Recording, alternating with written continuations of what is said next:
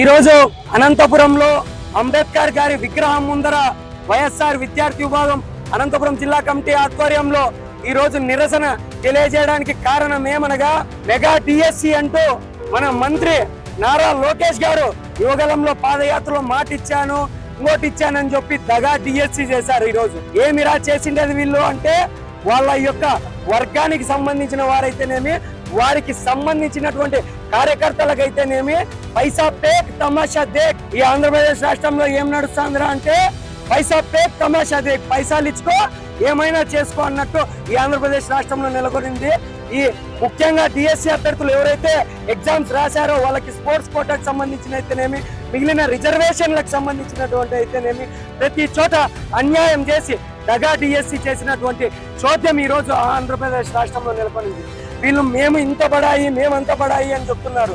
రాష్ట్రాన్ని అభివృద్ధి పదంలోకి తీసుకెళ్తాము, సంపన్న రాష్ట్రం చేస్తాము అంటూనే రాష్ట్రాన్ని అప్పుల ఊబిలోకి చేర్చుకుంటూ వాళ్ళ కొడుకు ఆయన తండ్రి ఎవరైతే నారా లోకేష్ గారి తండ్రి గారు ఖర్జూరపు నాయుడు గారి కొడుకు గారు చంద్రబాబు నాయుడు గారు ఈ రోజు వాళ్ళ యొక్క ఆస్తుల్లో టాపర్ గా నిలిచాడు.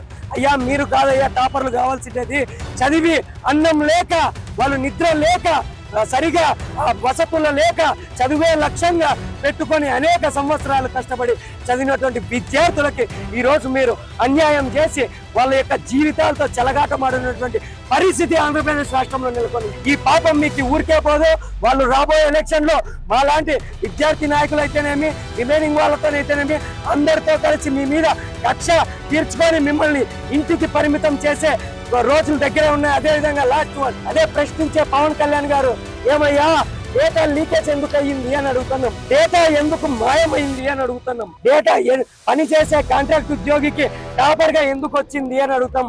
అన్నా లోకేష్ అన్నా కాదు మన ఎవరు పవన్ కళ్యాణ్ అన్నా ఈ రోజైనా మీరు కళ్ళు తీసేసి కంటికి కట్టుకున్న ఎల్లో తాడుని ఎల్లో యొక్క మార్గాన్ని తీసేసి మీరు నిజాయితీగా బయటకు వచ్చి డిఎస్సి అభ్యర్థులకి అండగా నిలిచి వాళ్ళ తరఫున ప్రశ్నించి వారి యొక్క మన్నలను పొందాలి. కానీ జీ హుజూర్ అనుకుంటూ ఈ రోజు మన ఎవరికి మంత్రి నారా లోకేష్ గారికి ఇదే ముఖ్యమంత్రి చంద్రబాబు నాయుడు గారికి జీ హుజూర్ అంటూ మోచేతి నీళ్లు తాగుతూ మీ అన్నగారికి ఎమ్మెల్సీ ఇప్పించుకోవడం కాదయ్యా ఉద్యోగము.